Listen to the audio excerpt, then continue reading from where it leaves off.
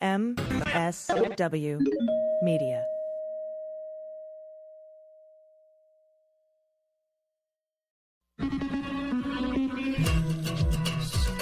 With swearing. Daily beans, daily beans. Daily beans, daily beans. Hello and welcome to the Daily Beans for Monday, May 30th, 2022. Today, it's the Subpoena Show. The Department of Justice has issued several subpoenas related to the fraudulent slate of electors in Georgia. 5 Republican lawmakers have defied lawful subpoenas from the January 6th committee. Fulton County District Attorney Fani Willis has issued over 50 subpoenas in her investigation into Donald's election interference. Judge Nichols has decided not to change his mind on 18 U.S. Code 1512C2. Hitler cosplayer and January 6th rioter Timothy Hale-Cusanelli has been convicted on all charges, and the Department of Justice has opened an inquiry into the Uvalde Police. I'm your host, Allison Gill. All right, bigs going ons this weekend. Very bigs. And we're going to talk about all of it. There's a lot of subpoena news, so I'm calling this the Subpoena Show. A little bit later, though, I'm going to be talking with Sonaar Luthra, and he and I are going to discuss the infrastructure plan, how that money is going to be spent, the 50th anniversary of the Clean Water Act. I do have some quick headlines to tell you about before we get into the hot notes. First up, the Department of Justice has opened an inquiry into the Uvalde Police for their botched and reprehensible response to the Robb Elementary school shooting, that massacre. As we know, we were still reeling from Buffalo. There's just not enough time in between these shootings now. Feels like we might be at a tipping point, but the feds are going to look into that response. Now, this is not a criminal investigation. I want everyone to kind of understand that. There's not supposed to be crimes or charges or prison time that comes out of this. People kind of like to jump to that. If they do find crimes, I assume they'll refer them to the proper, agencies to investigate further. But this is just to see what happened in that response to ensure that it doesn't happen again. As we know, they waited almost 90 minutes, 19 cops armed before anyone went in, and they waited for the Border Patrol, Bartok agency to get the SWAT team, the Special Tactical Unit for the Border Patrol, to get there to do something. So that needs to be looked into, and it's going to be. And I believe that Senator Whitehouse asked for this probe, as did I, but they, probably listened to Senator Whitehouse more than me. So anyway, that is going to be happening. We'll be keeping you updated on that. Also, that Hitler cosplayer guy with the Hitler mustache, Timothy Hale-Cusanelli, has been convicted on all charges after failing to convince the D.C. jury that he's an idiot. He didn't realize the Capitol is where Congress met. He didn't know he was going there to obstruct Congress. And speaking of obstructing an official proceeding, Judge Nichols, the one judge who has dismissed charges for 18 U.S. Code 1512C2, obstructing an official proceeding, and was asked subsequently by the Department of Justice to reconsider his idiot position, he's decided not to change his mind. The court is denying the DOJ's, their request to reconsider his decision. He's one of 12 other judges, 11 or 12 other judges have upheld this charge. So Judge Nichols has decided to side with the insurrectionists. He will go down in history as a moron. But don't worry, this will not derail any of the investigations because of the massive amount of judges on the other side of this issue. But it seems like a little crack that people could use as a defense. We shall see. And with that, it is time for the Subpoena Show. So let's hit the hot notes. Hot notes. First up in the Subpoena Show, federal investigators have interviewed Republicans in Georgia. Federal investigators. This is the Department of Justice. This is not Fani Willis's investigation. This is the Merrick Garland, DOJ, Matthew Graves investigation. They have interviewed Republicans in Georgia about interactions with people in former Trump's orbit and his 2020 re-election campaign as the Justice Department's sprawling criminal probe into efforts to put forth alternate slates of electors, fraudulent ones, to displace Joe Biden electors expands to multiple states. In one case, FBI agents asked a prominent Georgia Republican whether he had direct conversations with Trump. That means the Department of Justice is investigating Trump. They're investigating this crime, and they're asking about Trump. Quote, they just asked who talked to me, if anyone from the Trump campaign had been in touch with me. Did Giuliani talk to me? Did Trump talk to me? That's Patrick Gartland, who was set to serve as an elector, but backed out. He recounted how 2 FBI agents visited his home in Marietta, Georgia a few weeks ago. Investigators have sought answers this month from Gartland and others connected to the GOP in Georgia and in Michigan, both in FBI interviews and in grand jury subpoenas for documents and testimony. Investigators are looking at whether the Trump campaign played a role in the submission of false electors for those certificates, and that's according to people approached by the Justice Department. The federal probe's aggressiveness in the battleground states around the electors issue has not been previously reported. The Department of Justice has charged hundreds of rioters who stormed the Capitol, and in recent months, investigators broadened their scope, seeking information about people in more politically connected circles. And they're being a little generous, or, they're not being generous enough here with what the DOJ is looking into. These subpoenas include VIPs who attended the rallies, VIPs who organized the rallies, and not just the January 6th rally, but the Stop the Steal rallies in November and December. They asked about people who were providing security at those rallies. They asked about people in both the executive and the legislative branches who impeded or attempted to impede the electoral count. And they've asked about now these fraudulent slates of electors, which we knew they were looking into, but now we have subpoenas in both Michigan and Georgia that we know about. That's just what we know about. The subpoenas issued to Gartland and others in Georgia are seeking communications with any member, employee, or agent of Trump or any organization advocating in favor of the 2020 re-election of Trump, including his official campaign. The subpoena also seeks, and these subpoenas, plural, also seek any communications with more than 24 named Trump campaign officials, attorneys, and Georgia electors. CNN reported Wednesday that a recent subpoena related to the alternate slates of electors, fraudulent, sought communications with Trump lawyer Rudy Giuliani, Trump campaign lawyer Justin Clark, right-wing attorney John Eastman, and others. We already reported on that one. The question hanging over the Georgia GOP and the Trump campaign has been whether electors put together fake slates to fraudulently override Biden's win, or if they believe they were submitting alternate slates in case Trump's court challenges were successful. No court allowed Trump to overturn the election results. A spokesman for Trump did not respond to comment. No one has been charged with a crime in connection with the alternate fraudulent slates of electors. A spokesman for the U.S. Attorney's Office in D.C., which is overseeing this investigation, declined to comment. That's Matthew Graves, overseeing this investigation. Not Merrick Garland, Matthew Graves. And a special grand jury in Georgia's Fulton County is also investigating Trump's efforts. We know that. And we're going to talk about that in a second. But these federal subpoenas have been issued to Republicans with a commonality, the people who were set to serve as electors for Donald, but ultimately backed out. That's who they're talking to first.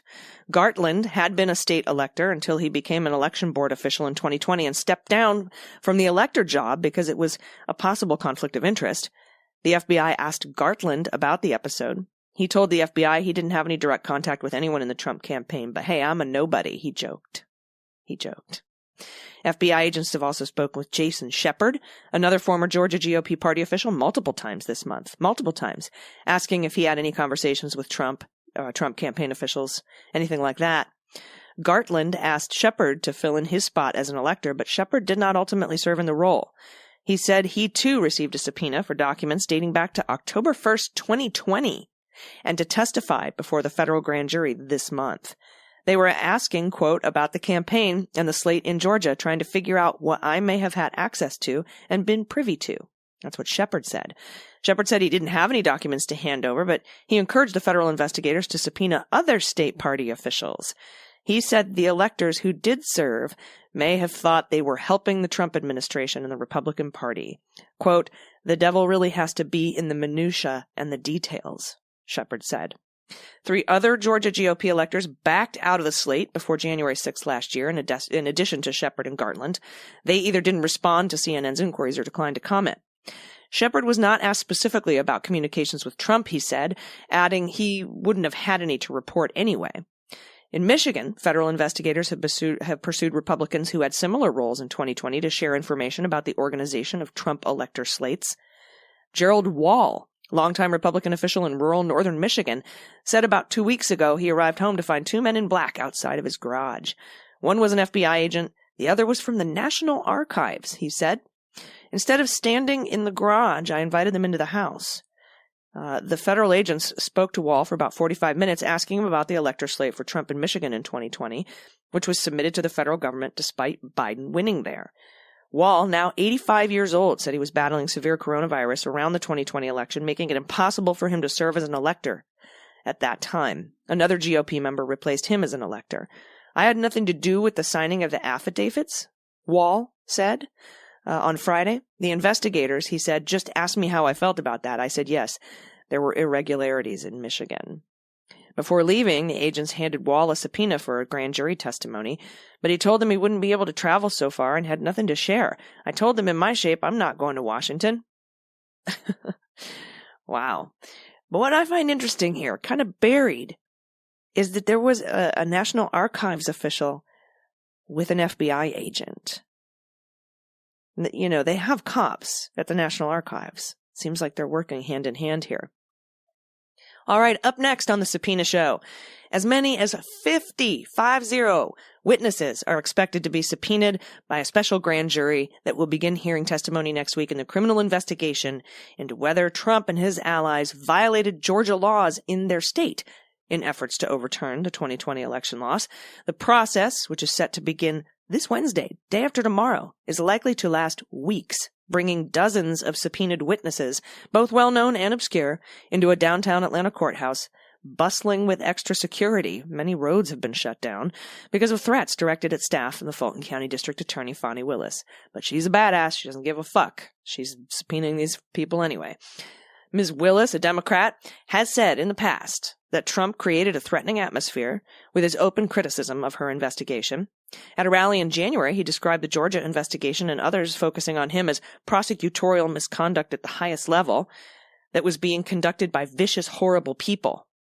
Ms. Willis has had staffers on the case outfitted with bulletproof vests. But in an interview on Thursday, she insisted the investigation was not personal. She says, quote, I'm not taking on a former president. We're not adversaries. I don't know him personally. He does not know me personally. We should have no personal feelings about him. She added she was treating Trump as she would anyone else. I have a duty to investigate, she says, and in my mind, it's not of much consequence what title they wore.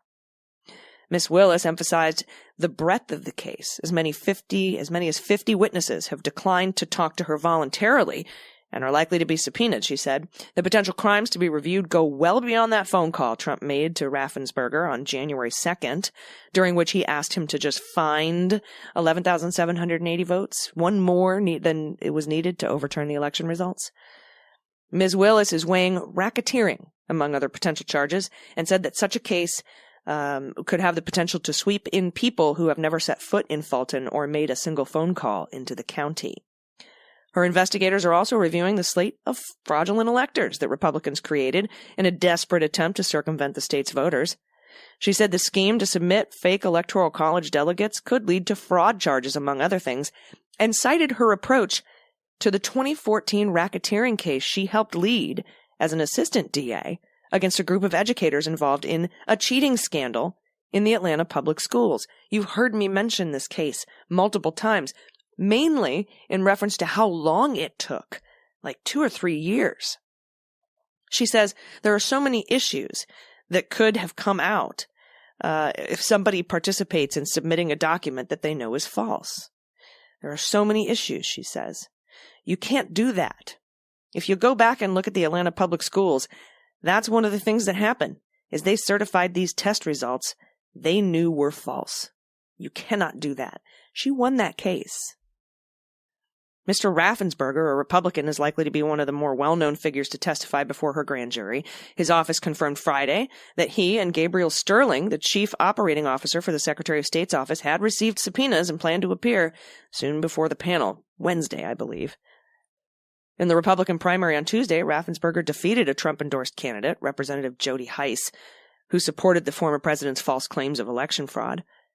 Raffensperger will now vie for a second term in the general election in November, in which he's hoping to benefit from the national name recognition and bipartisan kudos that he received after standing up to Donald. Ms. Willis declined to divulge the names of witnesses who will be called before the grand jury, But two Democratic state senators, Jen Jordan and Elena Parent, said on Thursday they had already received subpoenas to appear. Both senators serve on a judiciary subcommittee that heard Rudy Giuliani, and who, we know Trump's lawyer at the time, give a presentation in December 2020 in which he laid out a number of baseless allegations of electoral fraud.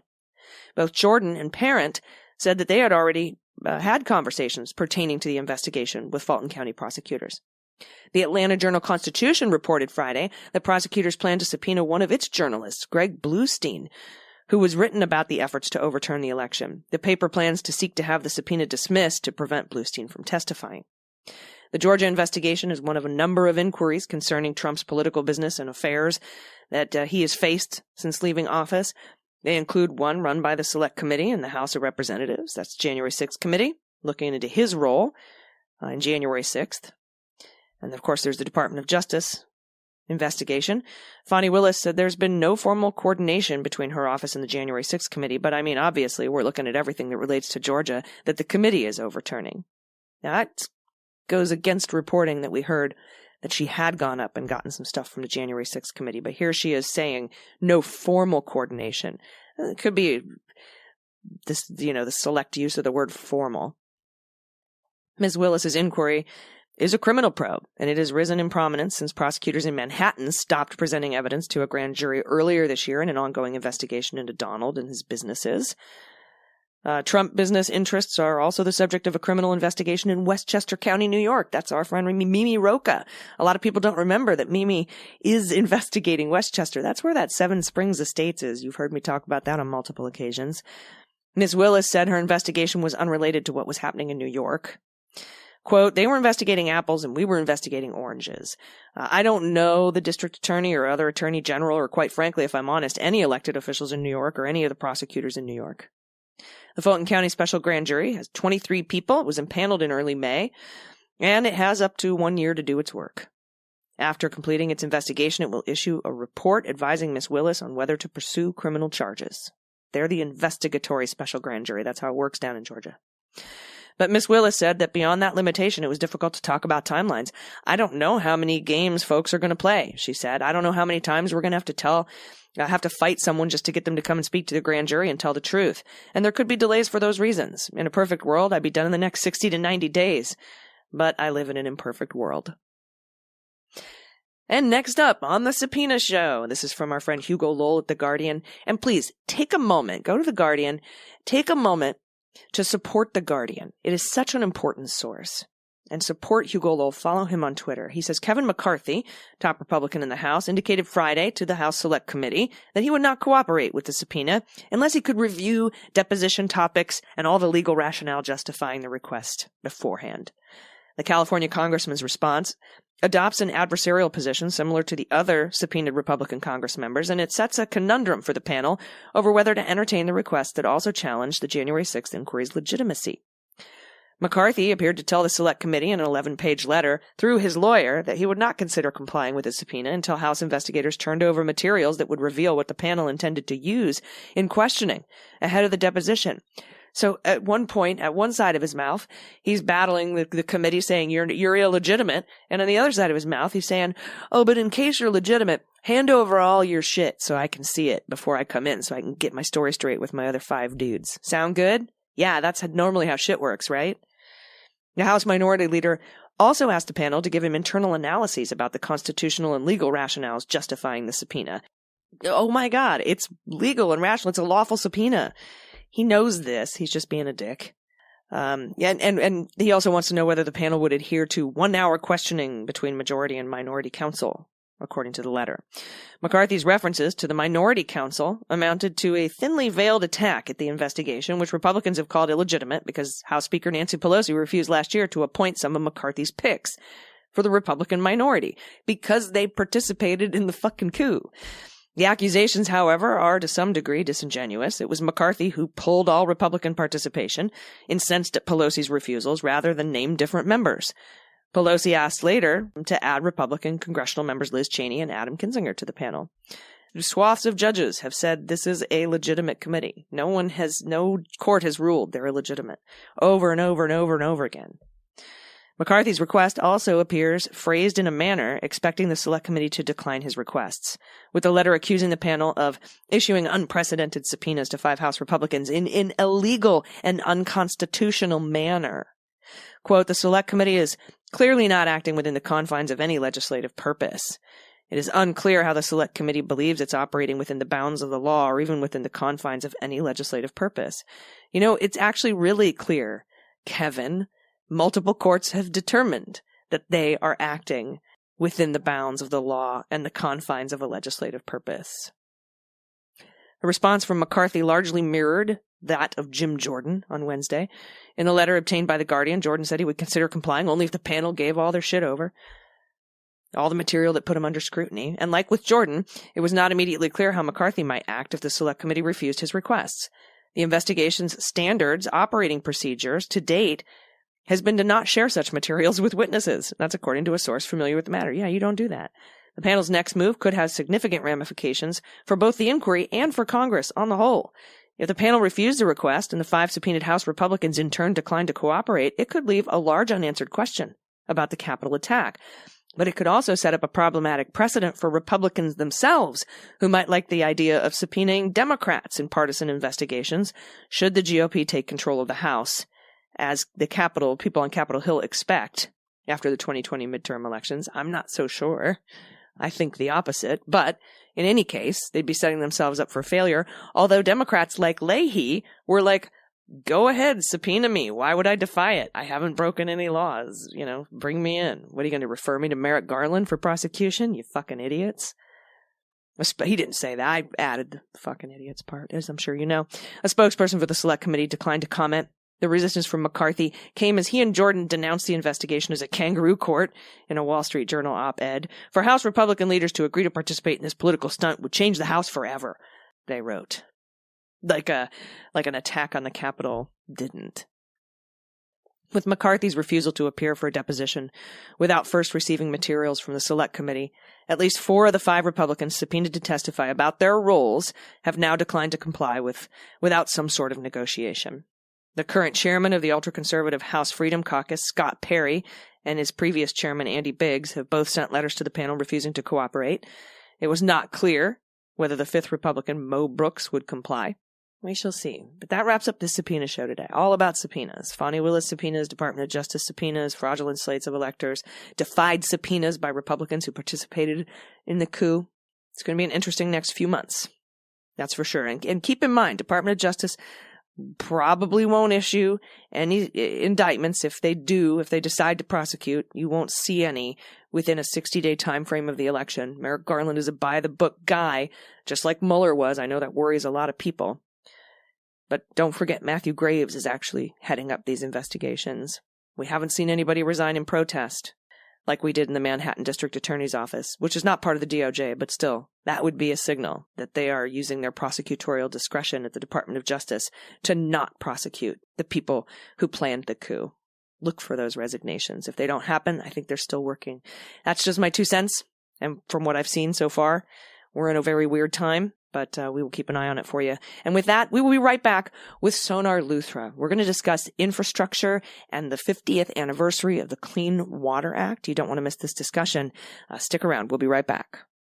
After these messages, we'll be right back. Hey everyone, it's AG. As you know, I used to struggle with sleep, and that's sad because sleep is my favorite thing. I couldn't fall asleep, and if I did, I couldn't stay asleep. I'd wake up feeling sore and tired. It was terrible. But it turns out I was sleeping on a mattress made for someone else. And that's a mistake. And so Helix came to my rescue. They know everyone is unique. So they have a quick online 2-minute sleep quiz you can take that will match you with the perfect mattress for you and the way you sleep. After switching to my Helix mattress, my sleep problems were solved. Now I sleep very well at night. I wake up feeling refreshed. I get a good, solid night's sleep. I was matched with the Helix Midnight because I'm a side sleeper and I like a medium firm mattress. But they have soft, medium firm mattresses, mattresses for spinal alignment, body temperature regulating mattresses. They even have a Helix Plus mattress for plus size sleepers. So if you're looking for a mattress, you hop online, helixsleep.com/dailybeans. You take the 2-minute quiz, you order the mattress, and it will come very quick, and you will get the best night's sleep of your life. It's shipped for free. As you know, they have over 12,000 5-star reviews. #1 best overall mattress pick in 2020 by GQ and Wired magazine. Just go to helixsleep.com helix.com/dailybeans. Take that 2-minute sleep quiz, and you will get the best night's sleep of your life. You have a 10-year warranty. You get to try it out for 100 nights with no risk. 100 nights. And if you don't love it, there's nothing weird. They'll come and get it for you for free, and they will refund all your money. So there's no risk here. It's so worth it. And right now, Helix is offering up to $200 off all mattress orders and 2 free pillows for listeners at helixsleep.com/dailybeans. That's HELIX sleep.com/dailybeans for up to $200 off all mattress orders and 2 free pillows.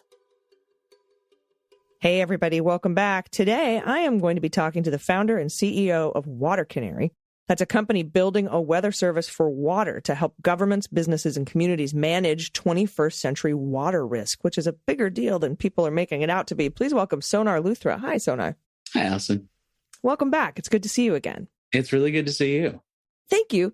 And the reason I wanted to talk to you today is because I've been so very frustrated about something very specific since oil prices started skyrocketing and everyone started complaining about gas prices a couple of weeks ago. And then the U.S. government went to Mohammed Bonesaw over in Saudi Arabia and the United Arab Emirates to get more oil. I've been like, hey, Congress, don't we have an unpassed, unlegislated part of the Build Back Better plan that focuses on climate? And wouldn't that neutralize Russia's stranglehold on energy markets rather than, going to other dictators to get more oil? What are your thoughts on that? And how does our dependence on oil, whether it's our own or Russia's, impact water pollution and water access? Yeah, that's a great question. We have very, I don't even know where to begin with that. So essentially, yeah, right now we are watching in Ukraine where we've all watched oil prices spike. Looks like some of that is as a result of the negotiations you just mentioned, going to lower oil prices so that people feel a little less pressure at the pump, so to speak. But the larger question is, why at a moment when we have leased the rights to excavate more oil and gas and coal across the world than we really can afford to burn, afford to consume in this century? Like, why are we not using this as a moment to finance the transition that would actually free us from, the exact vulnerabilities that Putin is using to cause pain and hardship across Europe? It's extremely confusing because this is something that has been talked about for decades. It's something that the Build Back Better plan directly addressed. And yet the infrastructure bill, which was the only, bipartisan option that we had, really had to gut the direct climate provisions that would have allowed, for instance, one of the biggest issues that working class people are feeling right now has a direct result to lack of access to public transportation. If we had good public transportation systems, we would be in a much better place to control the costs of getting to work every day, controlling the cost of the commute. We'd also be able to reduce the largest source of pollution, the largest contributor to our greenhouse gas emissions. I should actually correct that by saying in the civilian population, we burn a lot of fossil fuels in the military, and that's a related but slightly separate issue. So that's why I was a Navy nuke. I was like, nuclear propulsion. Yes, let's go. Yep. So we're at this moment where, this IPCC report that just came out, if you've been paying attention, there's a lot in it that was not new, but there is so much in it that is so staggering. And we effectively have gotten to the place where time is far more valuable than money. We are not going to be able to get any of the time that we are wasting back. So when you look at this war, we're looking at shocks to our economy. We're looking at complete transformation of trade relationships. All of these things that we kind of we pretend can't happen quickly. They're happening right before our eyes, but we're just doing the wrong thing with it. So you're absolutely right to ask about this. And, in terms of, what we should be doing to respond to this, sadly, a lot of it requires applying pressure to, Senator Sinema and, Senator Manchin, who have, who are the reason why we don't have Build Back Better, who are the reason why we continue to pretend like we need coal, continue to pretend that there are. It's a mess that we can really, lay at the hands of two members of our party who, in many ways are acting against the interests of the party. But the larger questions really require us to, I think, take like a closer look at like the local details about a lot of how our latest policy measures are going to be implemented. The bottom line is that until we have Democrats voting along Democratic Party lines, a lot of this is going to be problematic. The thing I think that your listeners should really be focusing on, though, in spite of all of this, is really what is happening at the hyper-local level in terms of implementation of this infrastructure bill, in terms of the demands that they're placing on their local executive representatives, because that's actually where we can begin to apply pressure that does trickle down and does actually get to the place where other senators are going to need to are going to need to engage with their colleagues and demand a lot more from them. Yeah. I have a friend who's running for city council here in San Diego, Tommy Howe. And when I was asking him about any infrastructure money that's going to come in from this bipartisan infrastructure bill, why it's important to have, climate activists be in charge of spending that money, as opposed to, people who are bought and paid for by oil or coal or don't really care that much about the environment or are interested in other things. Some people just want to fill potholes. And so I think that that's really important. And yeah, I'm also with you. I don't understand what, when Manchin is like, well, I don't want to, I want a multi-pronged energy approach, which is what Obama did. But, why we're just like, okay, multi-pronged energy approach, that sounds reasonable. Why we aren't just hitting him with the Russia cudgel, I just don't understand. I don't get it. But locally, we have a lot more power over how at least the infrastructure bill that was passed, the money from that, how that is spent. And that was going to be my next question to you. Because, again, a lot of what's in that bipartisan infrastructure bill is sort of Band-Aids. It doesn't really get at the root of the problem. Yeah. But there are a lot of important implications and money appropriated in that bill for water. Can you talk a little bit about some of that money and some of that appropriation? Yeah. So this bill is a massive amount of spending. We haven't spent this much money on infrastructure since, I believe, the Eisenhower administration. When it comes to water, what we're looking at is, I believe $55 billion going towards water issues. And that money is desperately needed. It is going to do a lot of good in the communities it reaches. You are going to see things like cities that are going to be removing lead service lines. At the same time, the actual money being appropriated for those is just woefully inadequate to put these problems behind us. So, what we're kind of looking at on all fronts are like, we have the tools to solve the problems, but we have hands tied in terms of like how much reach that provides us. And that actually creates this weird institutional drag, because you're kind of looking at states that are going to be able to, make a quantum leap forward in certain types of infrastructure, are going to be lagging behind in others. Mm-hmm. And what that ultimately means is that a lot of communities that lack the resources to pursue these funds, those are the ones that are going to continue to suffer, because it can be a competitive process. It can be something. Now, I don't want to discredit the pieces of legislation that are really groundbreaking. I mean, there are, programs, for disadvantaged communities in this problem. There's a small DAC program that is dedicated to get, like small utilities up to Safe Drinking Water Act standards.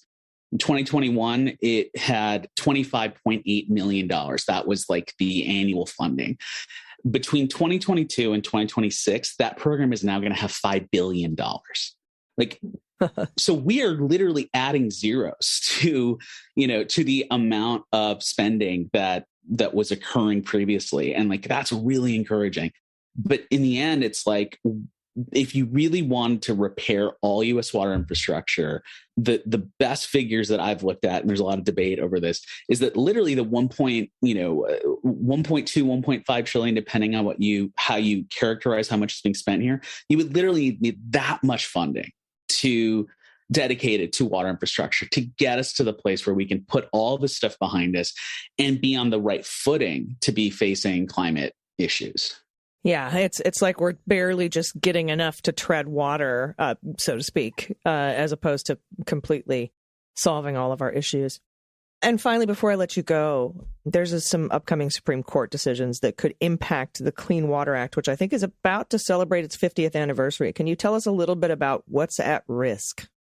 So effectively, if you've never read the text of the Clean Water Act, I highly recommend to anyone who has, 10 minutes to just sit down and read it. It's about to turn 50. It's one of the most beautiful and ambitious pieces of legislation that's ever passed in this country. I mean, it literally just aspires to return our waters back to their, pre-industrial state. But the challenge that we encountered after 1972 was continually this kind of lowering of ambitions as it became, frankly, profitable to complicate, what do we actually mean by this? What are businesses supposed to do? Now, some of those complaints are totally legitimate. It's really hard to enforce these things. But, the key questions often come down to like, so where do jurisdictions begin and end? So the Supreme Court is now has decided to hear a case. It's the second time it's gotten to the Supreme Court. So this is the second time. And it's literally a case against a family that filled in a wetland without a permit. They were supposed to get a permit to do this. They frankly could have gotten a permit if they had asked for it. And when they were found in violation of the Clean Water Act, the EPA decided not to even prosecute them. So they've literally suffered. They have not suffered at all from the Clean Water Act. But what this has become is kind of a show trial that is all about questioning whether the ambiguity in the law and the latitude given to the EPA is, effectively impinging on the rights of property holders. So in agreeing to hear this case where a law was broken and no penalties, the perpetrators did not face any penalties, what we're effectively doing is creating the cover to really like dismember a huge component of, what type of power the EPA has at a moment when, frankly, if we are not strengthening the ability the EPA has to enforce our laws, not just our climate plans, but, our plans for just our future as a country are going to be severely compromised. So we have time over the next year. My hope is we will have a new amazing Supreme Court justice confirmed before then, who will hopefully change the tone on the court, change its outlook, change its perspective. But at the same time, there's it's difficult to see where a vote is going to come from to protect this really important law. So on the year that it's turning 50, we may be losing another piece of it. And that is something that will impact us at a local level and something that people should absolutely be taking the time to understand what types of local violations of the Clean Water Act are happening, that we literally at this moment have the power to we have the power to enforce those laws. And some of that might not be there in a year. And hope is that we use those laws while we can. Yeah. And despite our fantastic new Supreme Court nominee, the balance of the court will still be 6-3. And in a decision between property holders and clean water, or property holders versus regulation, I can guess where this particular Supreme Court might come down on that issue. Yeah. Can I say one last thing along the lines of regulation before we go? No, everybody will be right. But no, I'm kidding. Of course you. I'm sorry. I've always wanted to do that. I think the last point worth making here is just that regulation is complicated, And part of what's been happening and this isn't just a US problem, this is a world problem, that like we're not making enough progress on climate change. There's been a big shift towards creating systems so that companies will begin to self-regulate themselves. At least that's the story behind it. A lot of those efforts are, frankly, just marketing. They're frankly ways of just saying, well, we found a new way to measure our impact on the environment that, effectively meant excluding a lot of the pollution we're doing in parts of the world as another corporation. As a result, we are now a much more sustainable company. Yeah, without actually making any changes. Without making any changes. Or we will put, 1% of our funding towards transitioning away from oil as an oil company and talk about it as a record-breaking investment in clean tech. So it's easy to be cynical when you look at those things. But the thing that people should be thinking about is that there are very few companies that are holding our planet hostage. Very, very few. A lot of them are abandoning oil rights in Russia right now. A lot of changes now are happening that we never thought could happen this quickly. And so it's really important at this moment that we look at where pollution comes from and look at how we can get those actors to change what they're doing. Because if we expect it to happen with an election, if we expect it to happen through legislation alone, we're playing a game that, frankly, is one that they're very good at. If we can actually take this more to them and really put their feet to the fire, that's the thing that is going to make the most of the time that we have, especially when we're watching the Ukrainian people making the ultimate sacrifice, for their country. We need to be inspired by that and be doing something along those lines here. Yeah, and that's one of the lessons of this invasion is just how quickly we can do the right thing when we need to. So I appreciate your time today. Can you tell everyone where to find you and follow you? Yes, I'm on Twitter at Sonaar, SONAAR, and my company is watercanary.com. We essentially help clients measure and manage water risks that our institutions haven't been adapting to. So that runs a wide gamut of issues, from supply chains to a lot of the issues we talked about today. And so if you have any issues, reach out to us. We'd love to talk to you. Well, thank you so much. And thank you for the work you're doing. It's so important. Sonaar Luthra. Everybody, thank you for listening today. We're going to hold on to your good news stories from the weekend, and we're going to have like a good news bonanza tomorrow because we're all going to need it when we get back. And Dana's going to be back tomorrow. So I wanted to save all that good news for when she gets here. It's just so much more fun when we get to read it together and sort of revel in everyone's good news. So I wanted to thank you. We had an extra long A block today talking about all the subpoenas and investigations that are going on. We will also keep you posted on what the feds find out about the response, the police response in Uvalde, Texas, which was it's just absolutely egregious. There's so much anger. I can't even express how upset I am about that. And I don't even have kids. I don't think you have to see that failure and just be so gut-wrenched by it. It's just a gut punch. So we're going to keep an eye on that investigation. I'm very interested to see what the feds find out in that probe, and I'm glad that they opened it. If they didn't, that would be a travesty. Again, it's not a criminal probe, but again, I've asked some experts what happens if they find crimes. I assume they'll be referred. If I get a different answer, I'll let you know. And we'll be back tomorrow with Dana. Thank you so much, everyone, for your support. And thanks to our patrons. You make this show possible. And I hope that you enjoy your ad-free episodes of this and the MSW Book Club and Mueller, She Wrote. It means the world to us that you support us in that way. If you want to become a patron for all 3 shows for just $3 a month, you can do that by going to patreon.com/Mueller, She Wrote, or you can go to Supercast and search for us as well. That's another way to get a premium subscription. All right. Again, I'll be back with Dana tomorrow. Until then, please, everyone, take care of yourselves, take care of each other, take care of the planet, take care of your mental health, and vote blue over Q. I've been AG, and them's the beans. The Daily Beans is written and executive produced by Allison Gill, with additional research and reporting by Dana Goldberg and Aimee Carrero. Sound design and editing is by Desiree McFarlane, with art and web design by Joelle Reeder with Moxie Design Studios. Music for The Daily Beans is written and performed by They Might Be Giants, and the show is a proud member of the MSW Media Network, a collection of creator-owned podcasts dedicated to news, politics, and justice. For more information, please visit mswmedia.com. MSW Media.